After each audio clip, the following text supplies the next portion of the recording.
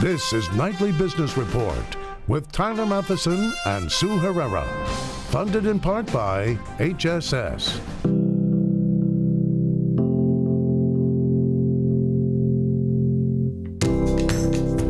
Our value principles are patient first, and we want to deliver the highest quality care. The goal of creating and sustaining value is all about putting the patient at the center of the equation.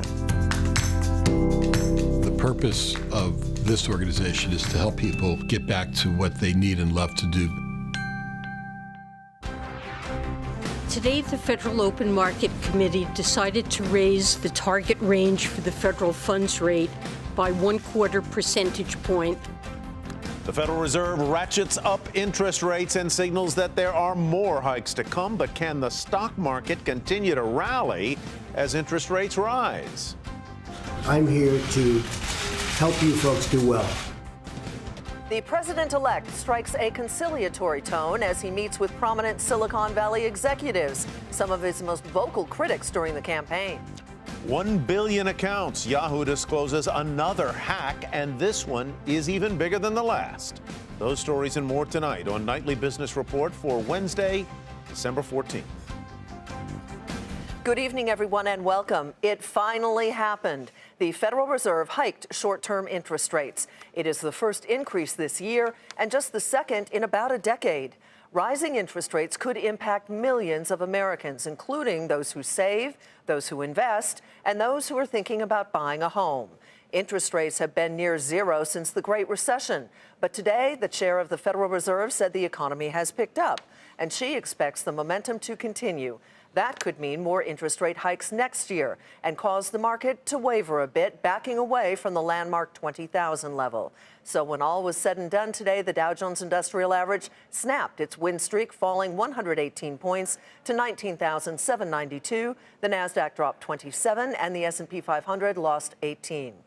So is the central bank ready to end the era of unprecedented monetary policy support? Hampton Pearson reports tonight from Washington. Federal Reserve monetary policymakers ended their final meeting of the year with a unanimous decision to raise key short-term interest rates. A strong job market nearing full employment and some signs of inflation, along with expectations for more growth, were key factors. Overall, we expect the economy will expand at a moderate pace over the next few years. Job gains averaged nearly 180,000 per month over the past 3 months, maintaining the solid pace that we've seen since the beginning of the year. The Fed chair said the market rally since the election of Donald Trump as president and anticipation of fiscal stimulus, including possible tax cuts and major infrastructure spending, were all discussed by monetary policymakers over the last 2 days. All the FOMC participants recognize that there is considerable uncertainty about how economic policies may change and what effect they will have on the economy. And insofar as that will affect monetary policy, of course, we will have to factor those policies along with many other things, including the global environment and oil prices and other matters. The quarter-point increase was no surprise to financial markets, but the updated forecast for perhaps 3 rate hikes in 2017 caused markets to move lower after the Fed decision. What this says is that for the moment, the Fed is not going to take away what the new administration giveth. And I think that's a positive. The Fed is ultimately reactionary. There's too much uncertainty around policy. They actually have to react to policy, not promises. The Fed chair said yes, there is a cloud of uncertainty about what lies ahead for fiscal policy, but also emphasized that forecast for 3 possible rate hikes next year is also a vote of confidence for the overall economy. For Nightly Business Report, I'm Hampton Pearson in Washington. For more analysis on the Fed's decision, the markets, and your investments, we welcome Randall Kroszner, former Fed governor and now a professor of economics at the Booth School at the University of Chicago, and Kate Moore, chief equity strategist at BlackRock. Welcome to both of you. Randy, let me begin by asking you, in Ms. Yellen's comment there, she talked about the changes that may well be coming in fiscal policy over the next year or so. Take me inside the deliberations of the Fed. How much will the conversation over the next year be sort of determined by what's going on Capitol Hill and between Congress and the White House on tax cuts and infrastructure spending? I think they're going to focus a lot on that because over the last year, we really haven't had much change in policy at all. And there's a prospect for some significant tax reductions, also a more internationally competitive tax system that will bring some of that $2 trillion that's trapped offshore, onshore, some regulatory relief, and some more spending. If you put all those pieces together and actually can get a package together that is really pro-growth, productivity enhancing quickly, that could significantly increase the demand for labor, could push up wages, and push up prices. So they're going to look at that very carefully to see. I think it's going to be hard to get all those pieces together quickly, but they'll be looking very carefully at that. And Kate, given what we saw today and what we heard today from the Fed chief, does it change your outlook at all on equities, and what are you expecting? At this point, it doesn't change our outlook for equities. I would say that even before the presidential election, we were pretty constructive on growth and reflation and thought the U.S. economy would expand throughout 2017. What we're seeing now is that many people are considering the sector implications of additional fiscal stimulus and, pricing some of that into the market. I would suggest that we'll continue to see positive momentum in equities, although even if we have a little bit of a consolidation in the near term, that there are lots of sectors that are still unloved and underowned. I'm thinking about financials. We've had a good rally in the bank stocks on the back of, slightly higher yields, which would be good for net interest margins, and expectations of lower regulation, which should be good for profitability. But in general, we're finding that the positions in bank stocks are not close to neutral, so there's a lot of room to go. And I would also suggest that some other sectors like tech and healthcare, which may benefit from tax changes, should be something that investors are taking a closer look at in 2017. Randy, back to you. I don't want to get too wonky here, but just as our central bank seems to be raising interest rates, now saying 3 times potentially next year instead of 2, a lot of other central banks around the world are going the other way and pumping money into the system. In simple terms, what does this disconnect mean? Well, we sort of have the clash of the titans. We have some very large institutions that make a big difference going in the opposite direction. So as the Fed tightens and other central banks continue to have extraordinary policy, most likely what that means is the dollar will continue to strengthen. We saw the dollar strengthen very significantly today on the back of faster interest rate rises than had been expected.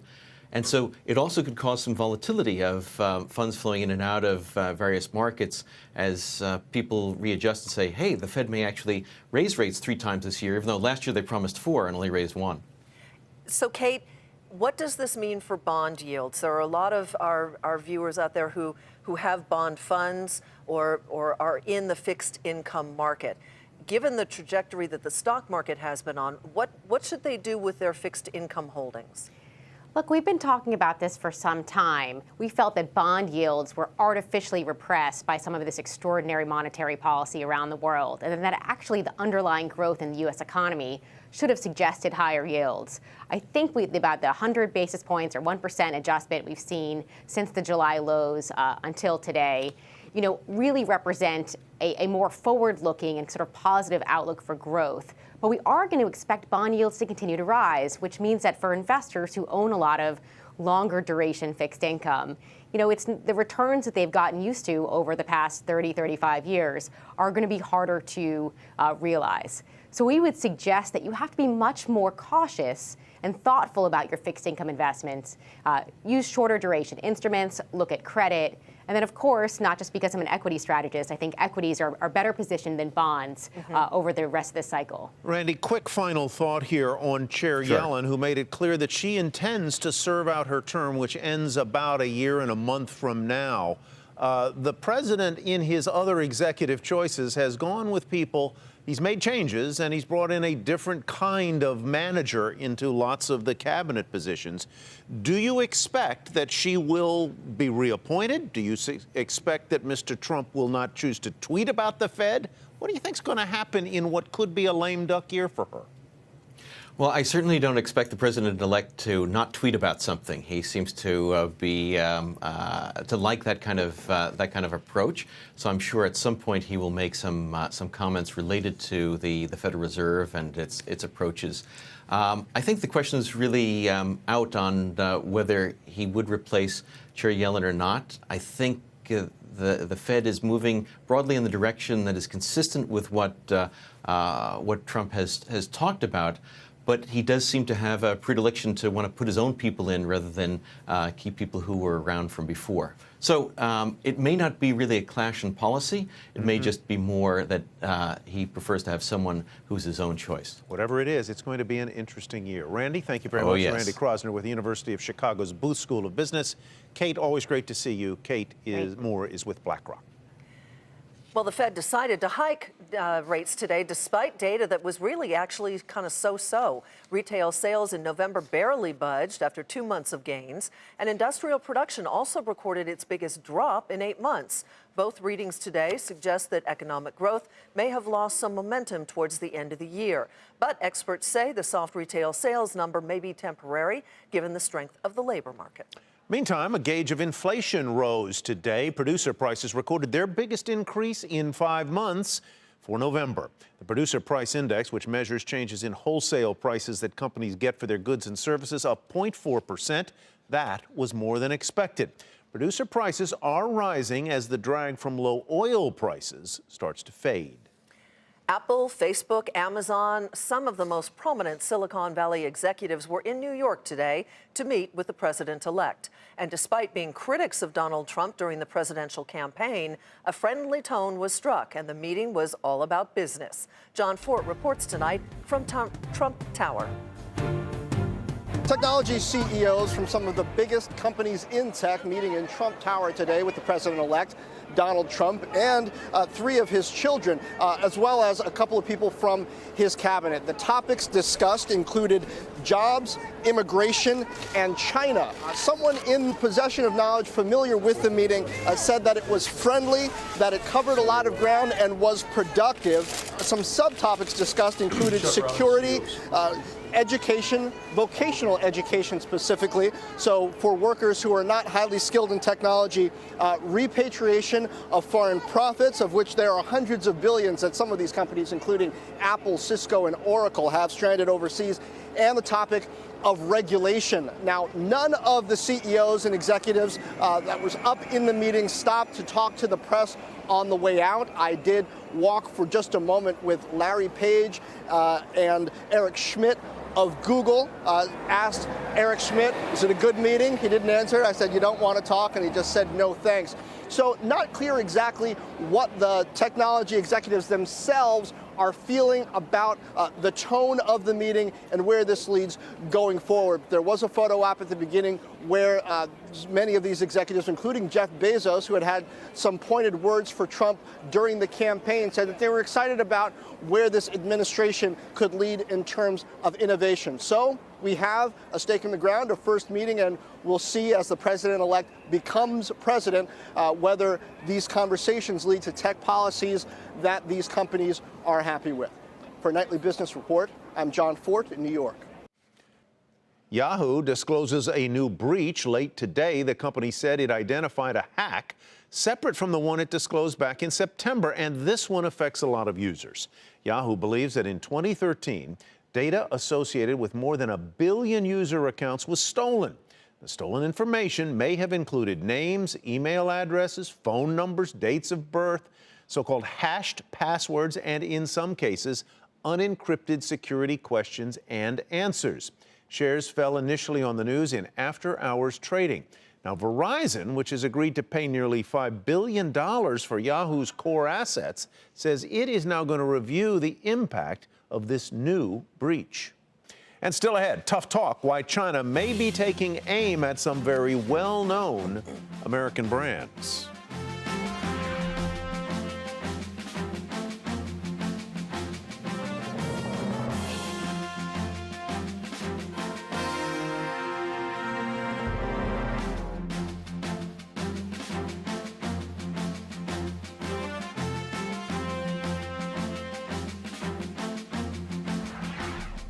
General Motors has asked the Supreme Court to reverse a ruling related to its defective ignition switches. A lower court decided that the automaker's 2009 bankruptcy does not shield it from lawsuits over those faulty switches. The court said GM violated consumers' legal rights after it failed to reveal the safety defect.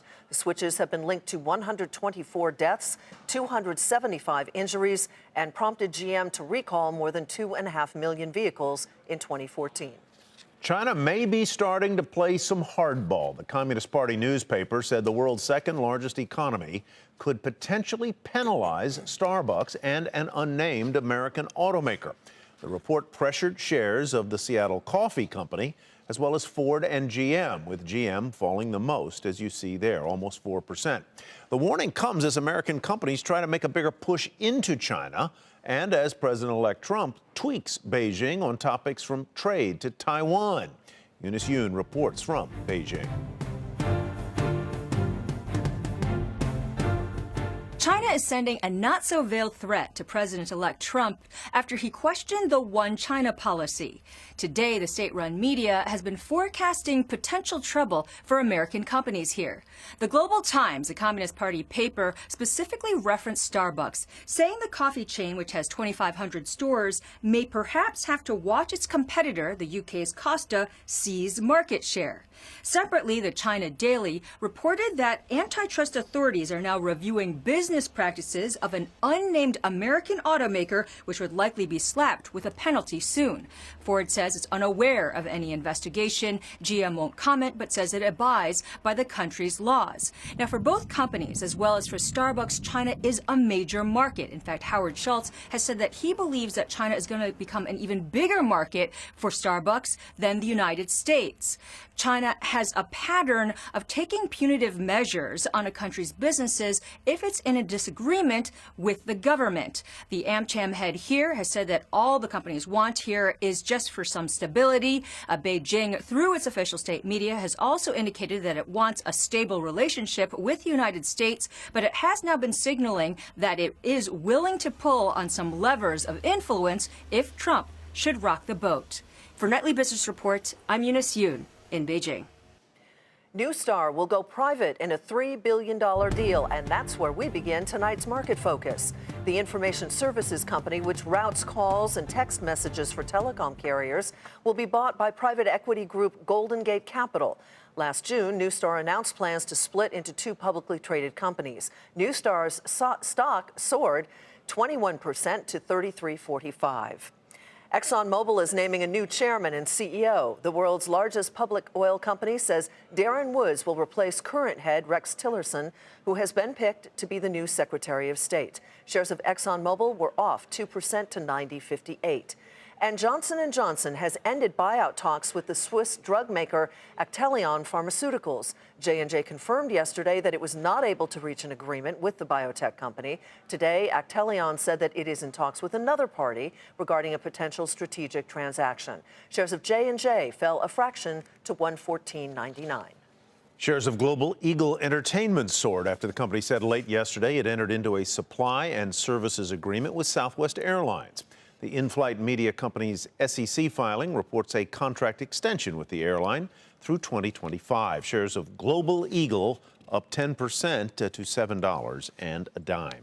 Mondelez shares spiked after hours following a report that Kraft Heinz is planning to acquire the snack company. Mondelez was split off from Kraft in 2012. Mondelez initially rose 10% in extended hours after ending the regular session down 0.5% at 42.83. And shares of Express Scripts fell despite the healthcare company raising its full-year guidance. The company's CEO said he didn't expect the Trump presidency to impact fiscal 2017 forecasts. Shares of Express Scripts dropped 3.5% to $70.52. The Department of Justice reportedly filed the first criminal charges in its generic drug price fixing probe. As first reported by Bloomberg, the agency accused two former executives from privately held Heritage Pharmaceuticals of colluding with other generic drug makers to fix prices. These are the first charges, though, stemming from a 2-year investigation that involved more than a dozen companies. Pharmaceutical executives are meeting in Washington to discuss one of the most pressing issues in healthcare, rising drug prices.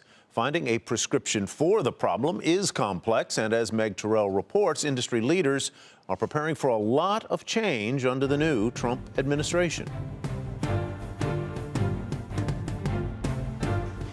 The price of drugs has been a key issue weighing on the pharmaceutical industry, and it was a major topic of discussion today at the FDA-CMS Summit, a meeting of industry executives, regulators, and observers in Washington. It's no secret that almost nobody likes what's happening with drug prices. Drug stocks initially rallied after the election, under the expectation that Donald Trump may not focus on pricing as much as Hillary Clinton. Not so fast. Trump's comments to Time magazine that he'll bring drug prices down have sent the industry back into a tailspin. Now drug companies are preparing for what the president-elect may have in store. It's a very complicated situation. With respect to the president-elect, our industry is going to work with him and his administration and try to come up with reasonable ways of handling this. Others are just waiting for Trump to turn to Twitter. Especially if we see another EpiPen, another Turing, another Valiant, yes, I could see someone being called out in a tweet by our president-elect. So I really think you're right. The tweeting is going to continue, and it's going to hurt companies.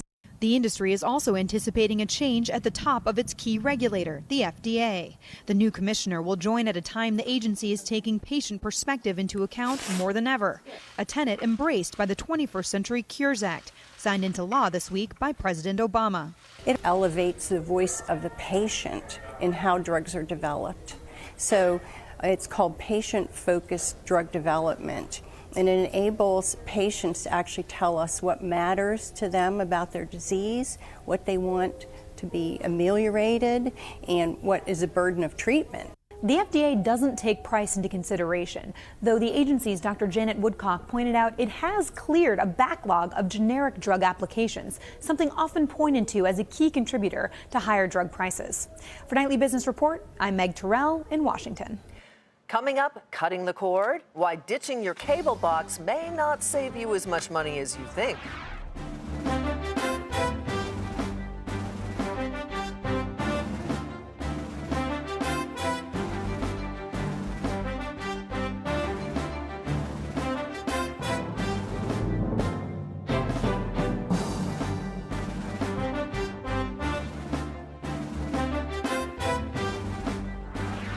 Amazon has conducted its first commercial drone delivery. The package was delivered to a shopper in England and took off from a nearby warehouse. The journey lasted 13 minutes, covered about 2 miles. Amazon plans to test drone deliveries with 2 more customers near Cambridge.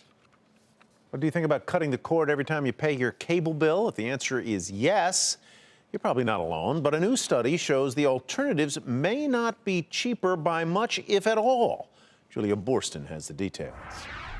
Consumers have more options for watching video than ever, an explosion of alternatives to the traditional television bundle. But a new PwC study finds cord cutting isn't happening as quickly as expected, and the number of consumers who plan to stick with their cable and satellite TV packages is actually on the rise. What we found this year in the research is that many consumers are really considering these over-the-top or streaming services as additives rather than replacement.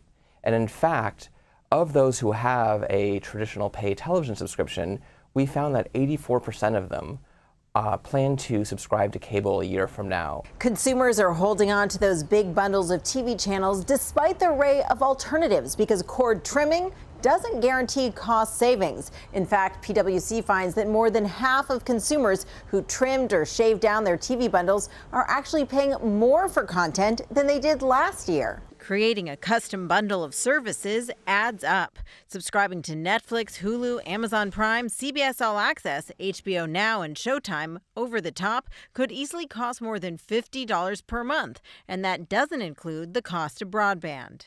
Add a slimmed-down TV bundle like DirecTV Now or Sling TV, and that total could easily surpass the lower-cost options from traditional cable and satellite TV giants. There are still many advantages to paid television packages. Amongst them are the fact that there's really one of the only places where you can still get live events, including sports, election coverage, world events, etc. And in addition, many still prefer to watch in their home. And PwC is optimistic for growth across the industry, predicting streaming services will grow as additions to pay TV packages rather than replacements. Looking at Comcast's new partnership to integrate Netflix into the cable box as the perfect example of consumers wanting and getting easy access to all types of content.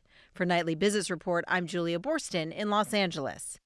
And before we go, here's another look at the market reaction to the Fed's first rate hike in a year. The Dow snapped its win streak, falling 118 points to 19,792. The Nasdaq dropped 27, and the S&P 500 lost 18. And on that note, that will do it for us on Nightly Business Report. I'm Sue Herrera. Thanks for joining us. I'm Tyler Matheson. Thanks for me as well. Have a great evening, everybody, and we'll see you back here tomorrow night.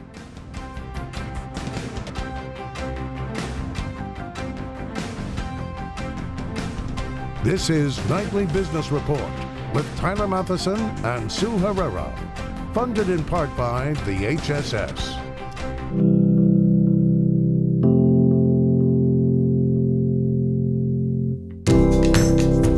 Our value principles are patient first, and we want to deliver the highest quality care. The goal of creating and sustaining value is all about putting the patient at the center of the equation. The purpose of this organization is to help people get back to what they need and love to do